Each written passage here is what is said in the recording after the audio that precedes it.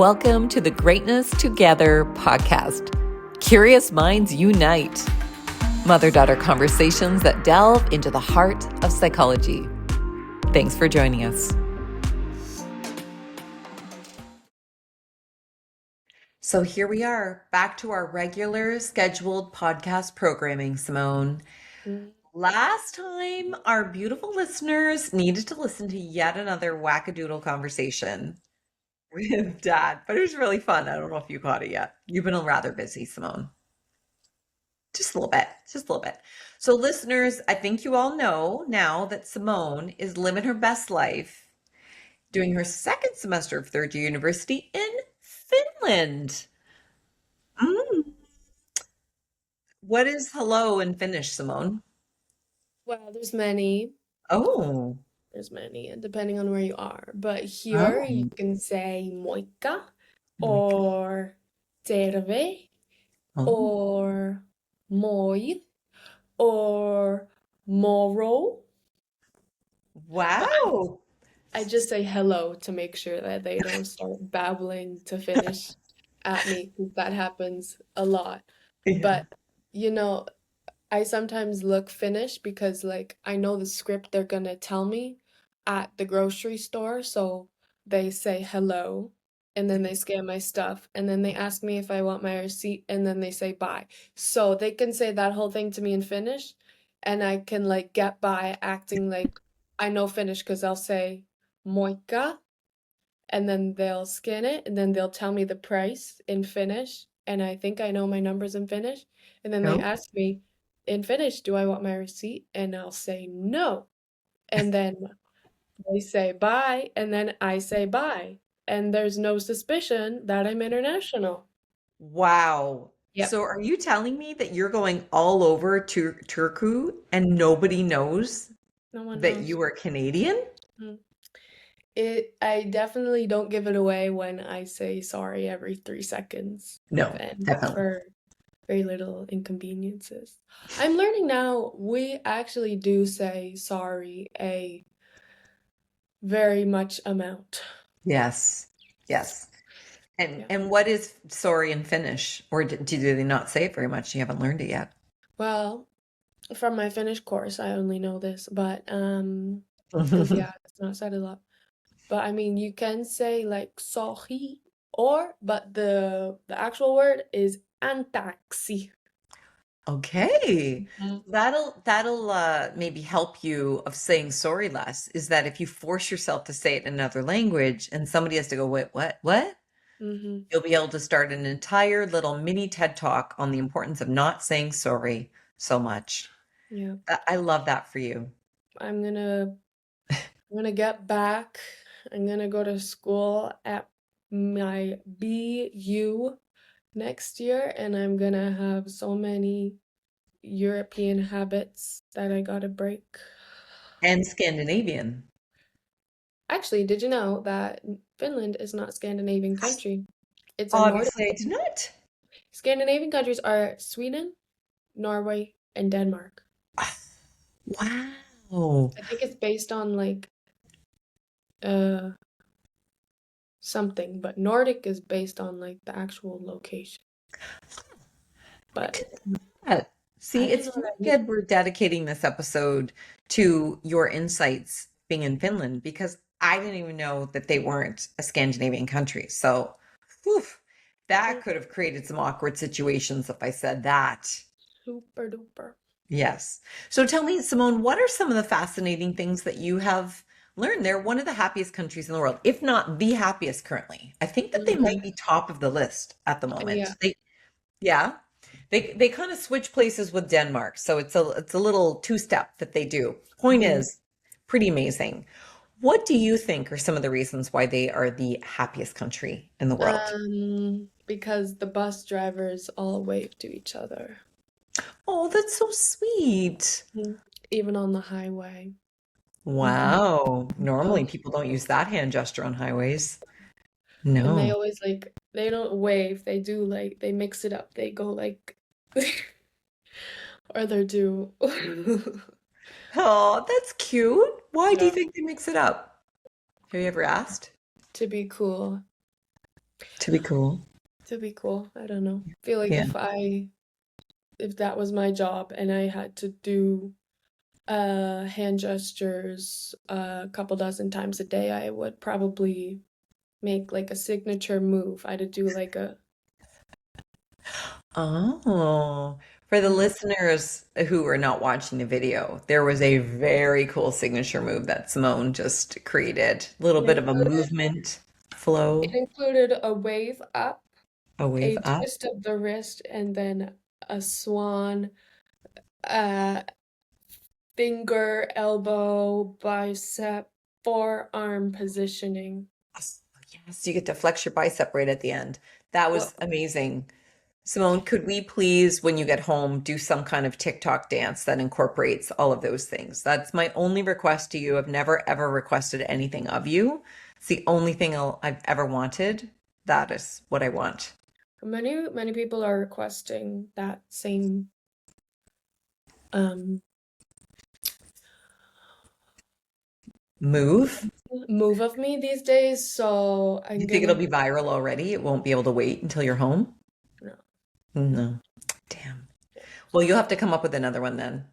And so you know when you're mentioning that people are waving to each other, is there a and connecting with them? I wonder, is that part of there being an intentional connecting human to human? Am I just making something up that isn't true, but just fits my narrative of what I think should be more of in the world? I mean it's definitely something like that's definitely gotta have its trueness. Mm-hmm. But I mean I found it interesting because back in Canada, like being a bus driver is seen as like not the best job on the market. And I think our bus drivers aren't treated very like respectfully compared to how I saw them treated in the Netherlands and how I see them treated here. Um, and I think that goes along the lines of kind of a whole like societal regime they got going on, really just like their mindset towards like labor Mm-hmm. workers. Like they this is like one of the most equal societies in the world. And like literally you can see it and Mm-hmm. like on paper it is. Um and I see it in like many aspects of life, but really in the labor market because I see it often people's jobs here. Sorry, there's a car driving by. I don't know if you know. Um, people's jobs here that they work are usually jobs that again like aren't that the typical the person where am I the person that in the job here like the characteristics and the job that they're actually doing isn't typically like a Mm-hmm. job that that person would be doing in Canada simply Got it. because of like our mindset. Like we are very focused on like climbing like institutional ladders and being the best and having the most qualifications. Mm-hmm. Um so in Canada we kind of have this mindset that by like your middle ages you should be in like this high paying job, this highly respected job where you have like corporate no corporate office on the 16th floor. But here like I see people like middle-aged people happy as ever working behind the cash register of like a student cafeteria or being a bus driver. Like the bus I take to like Helsinki, like I've like the 2, 3 times I've taken it, um, they all are like happily waving to people on the road, and they're like when I'm about to scan my ticket to get on the bus, they're like, Moika, how? Blah, blah, blah. Mm-hmm. Um, And yeah, it's just like an interesting thing I've seen here. Mhm. Like equality is really a big part of their society and like mindset and self self like what you want to do, you're allowed to do. So, in other words, if you think, I love to drive, I love serving the public, I love my community, somebody might say, you know what, I choose a career as a bus driver. And then in Finland, I think that they have a living wage, right? There's social policy on living wage, as opposed to we've kind of had to mandate paying people enough in across North America by having minimum wage. So they have a bit of a different philosophy, it seems. And I think what I'm hearing from you is one of the things you're curious about is maybe the reason why you see a diversity of the types of people who are in different roles. It's because you can choose to be in a role that you want to be in, you want to be like, that you enjoy, such as serving the public, because all too often service-oriented roles here in Canada, it's not you don't make a living wage, you don't get benefits, you don't have job security, and so of course people couldn't really pick that. They'd have to climb the ladder, so to speak, to be a manager in order to simply have maybe benefits. And I mean, especially in the US where we don't have, they don't have public health care. So I can see how that would be an interesting, I love how you picked up on that, that who is in the role and made you curious and chase down what might be some of the reasons for that. Yeah. Also, random thing that also shows like the equality necessity is when I was coming here, I took a plane from I had to take a connecting plane with Finnair, like the Mhm. airline, Mhm. and all the seats were the exact same. There was no first class, there was no business class. Yeah. Maybe the seats at the very front had a little more leg room, but like it was all the exact Yeah. same. Like there was Interesting. no stacking up. And now the first flight that I've been on, other than a tiny little connector flight up in the northern parts of the country, the first time I went on an airplane like that in a regular route was just last week. So that is an interesting um, phenomenon that hopefully we have more here, where it's more about how can we all get where we're going to go and not be quite so, there's always class, like indicators and signals of class. Mm-hmm. Hmm, fascinating. Mm-hmm. Yeah, honestly, I find like having this like equal mentality kind of leads to a lot of general like security. Oh, Um, hmm. I don't know. I feel like the out of everywhere I've ever been, I've never felt like as safe as I do like walking the streets here. That's just like one Oh, example of the security, but what I'm referencing is kind of like they don't and everything I'm gonna say is like very generalized. It doesn't go for hmm. everybody and everything, of course, but Right. like It's when your you own don't, experience. Hmm. hmm it's what I've observed from my what 8 weeks here.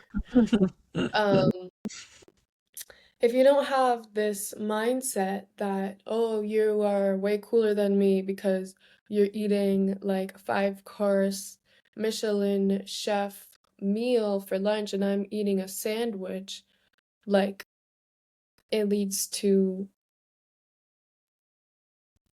I don't know, what even are the benefits of that? Like, It's almost sec- like you feel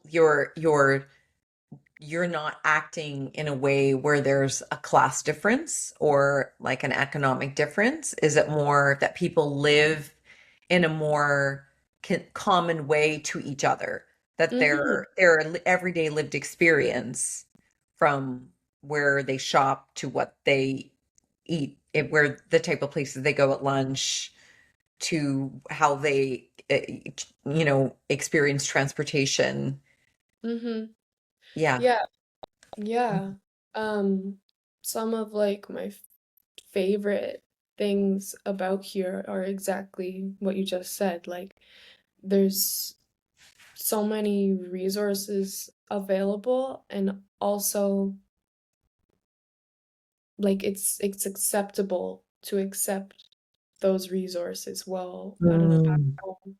Um, like it would kind of be like shamed upon to get help Mm. from anything. Hmm. Um, Well, that whole concept of I'm not a charity case here because it's a sense of shame. You're saying no, people there when something's available to people in Finland, they're more likely to take it because there isn't the same sense of personal failure or like they're having to take something that they should be providing on their own. Is that kind of mhm, what you mean? mhm.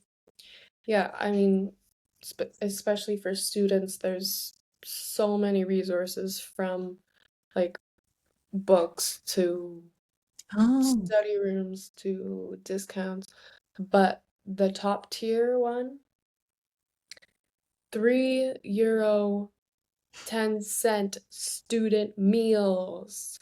Woo woo. so people they give you an option to have a very affordable meal so that you can, drum roll please, learn. Learn. Because you have the nourishment that you need and you don't have to choose between do I pay for my tuition or buy my books or buy a meal. You can actually go to school and have access to affordable things that you need to be successful in school. What? Mhm. That's a little wild.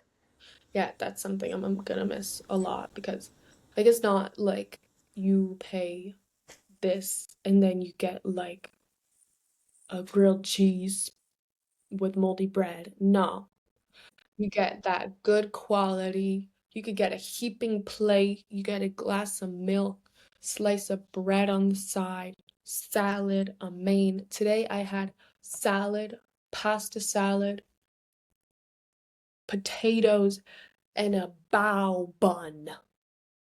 What is a bao bun? It's like an Asian thing. Oh, oh, I think I know what you mean. Yeah. Hmm. And like it's great quality and Yeah. it it helps me so much because I'm spending less, I'm filled, I'm healthy, I'm energetic, I have the mindset to study. And my experience today, I had the energy and the affordability to then go grocery shopping after because I didn't spend all my money on a lunch and it gave me the energy to go walk 20 minutes and 30 minutes back from the grocery store with 18 pounds over my shoulder of rice and chicken. Well, and that is another interesting thing that you mentioned about the Netherlands that it sounds like is also true in Finland. And you're not even there when the weather's warm.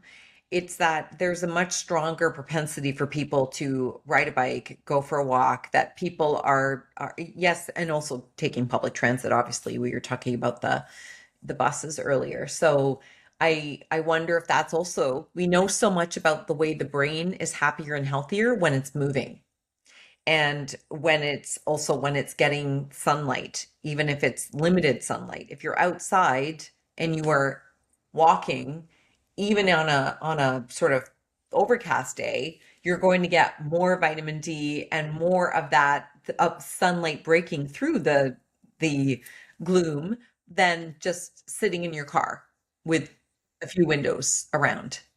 Yeah, yeah, that was one of the other points I jotted down, just really how much, I wouldn't say healthier, but like the people here are very healthy because it's true. Like I'd be walking home in negative 20 degrees and there'd be some like 18 runners going past me with like spikes on their shoes just to get them out.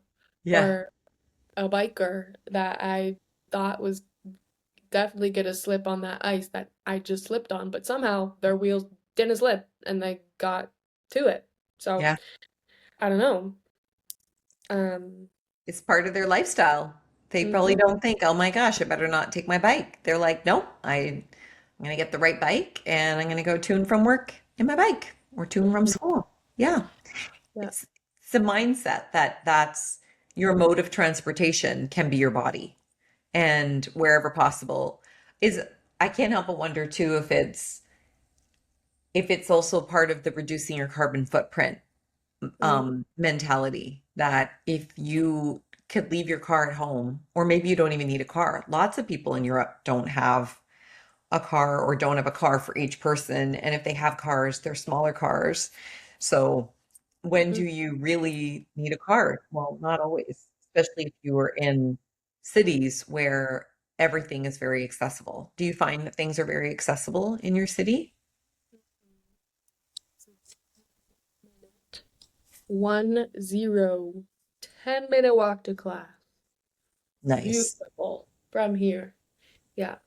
Yeah, I definitely am going to miss my walkability and Yeah. bikeability areas, but I mean, Having I walkable cities is a big thing mhm, for, I think, people when they're considering buying houses, even here in Canada. But I think that that's, there's certainly part of it is the geography when you have a smaller country and you have a more densely populated area.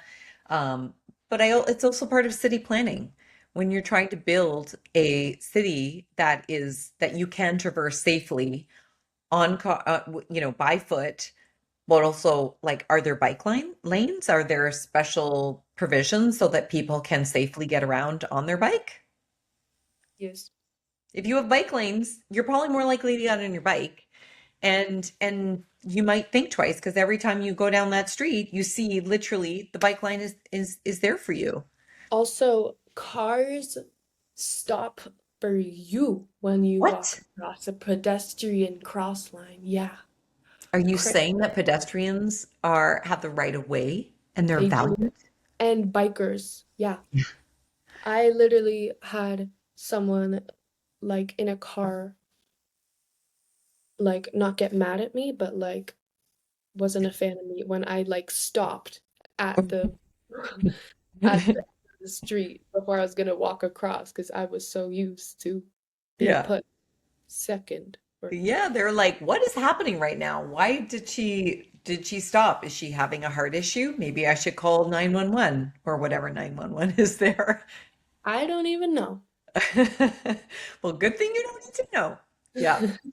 What Yeah. else is unique about Finland, Simone? What else have you noticed? What else might make them the happiest country in the world? Mm, I think they're um like slower in a good Oh, sense. yeah, like their pace. Uh-huh. Yeah, they don't put so much emphasis on getting places the fastest and taking their coffee to go. They have a big coffee culture. I think mm, they drink the most coffee in the whole world. And they have so many cafes where you can just sit down, and I don't even think they sell takeaway cups. You're forced to just sit and relax. Um, Also, like, but in terms of like driving, they have a lot of respect for each other and Mhm. um are just all around like a lot slower, like in terms of even just like in terms of the speed limit, but Mhm. also like they don't tailgate or they don't honk or they don't just like push you to stress yourself out in the car like I'm used to. Um, Mhm. and just overall, like they have a much more relaxed and sitted back, sat back way of life. Mhm. Mhm. Well, that's very good to know because my goodness, a car is a weapon when used aggressively. And I love how you clock that back, not to it had to be for punitive reasons, such as you're going to get a speeding ticket or an aggressive driving charge or pay more insurance. It's that might all be true. However, the point is when you are not as pressured or aren't from a culture where it's just so go go go, it's so like people are so stressed and people are showing up in their life in a less resourceful way. When you're happier, that does probably impact things like how you drive and taking your life in perspective with a bit more pace. So yeah, I mean, it's funny how you can see little glimmers and examples of that through things that seem like just benign, ordinary things, like the way you drive a car, like you drive a car from A to B. But actually, it's how you drive that car can be a very interesting sign for what the experience of the people driving in it, what their lived experience is. Mhm. Hmm. For sure. Yeah. Do you see any recognition happening, Simone? I mean, I Uh, know you don't speak Finnish. However, I'm just curious if you see obviously, people acknowledging people like the wave that you're mentioning that all the bus drivers do when they drive past each other. That's a form of acknowledgement, right? I see you, I value you, I acknowledge you, which I love that. Because how do you recognize somebody if you don't even acknowledge they exist? So I love those little gestures as an example of that. Do you also see it sometimes person to person? In like Hmm. an auditory-ish way. I mean, we say thank you to the lecturer after lecture. Oh, do you? I think Do you do many, that out in Canada? I don't think so, right? Or do you? like, probably not, no, because I mean, maybe in like seminars, but not in lectures, like they're way too big. But there Um, you do. You say thank you when your lecture's done to your instructor. mm, Nice. yeah, I mean, I think, well, I know that they're kind of like a colder society, and literally my Finnish person told me that like it's weird to like go up to someone and like compliment them Mm, or uh be like personal with someone you don't know. right. Um, but I think when you get to a deeper downed connection, there's probably lots of Hmm. recognition and gratitude and stuff. But yeah, Yeah, I don't really speak Finnish and I hang out with like international people, so right.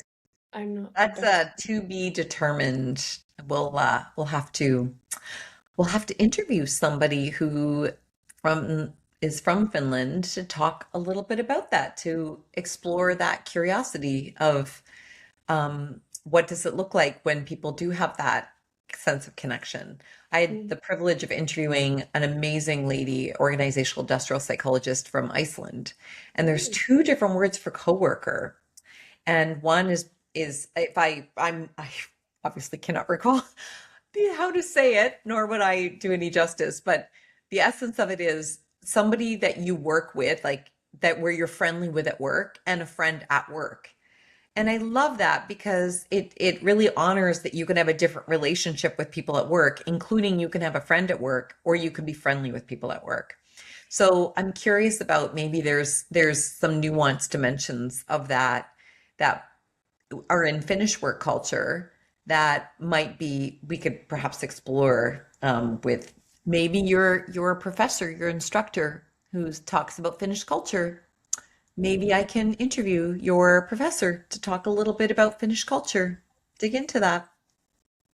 Yeah, it would be spiffy. Thank you, Simone, for sharing some of your yummy insights about what you've been noticing. Is there anything else that was on your list that you thought might be delicious to share?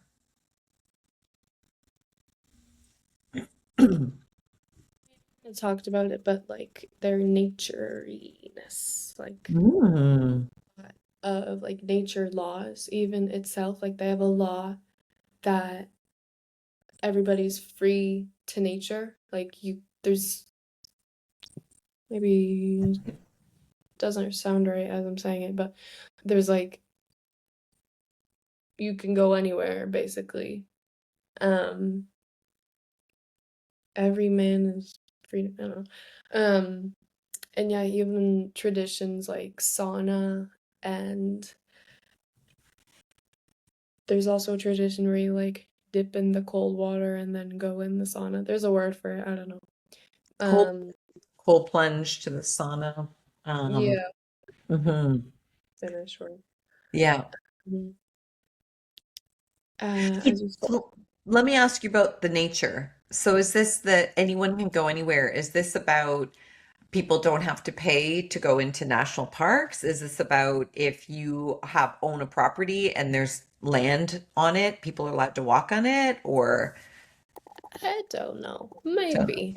Yeah. I know there's something around nature. That's probably goes back to the equality stuff.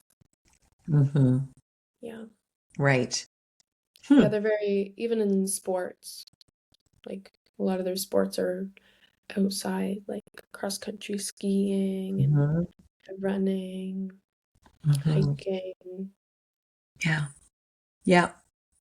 Well, it's always fascinating to be immersed in another culture. And I know that you're there living in a student residence in an international program. So it's not the immersion like you just were there all of a sudden living in that place, working in a Finnish country. And so I get that there's a 1 degree of separation. And at the same time, being there 6 weeks, you had a lot of interesting things that you noticed about what's similar and what's a little different. So every time you come back from one of your international experiences, you come back with greater um, gratitude for what we have here in Canada, and also things that you think I think we would benefit from if we had more of that. You come back with insights and a refined palette, shall we say, of culture. Yeah. Yeah.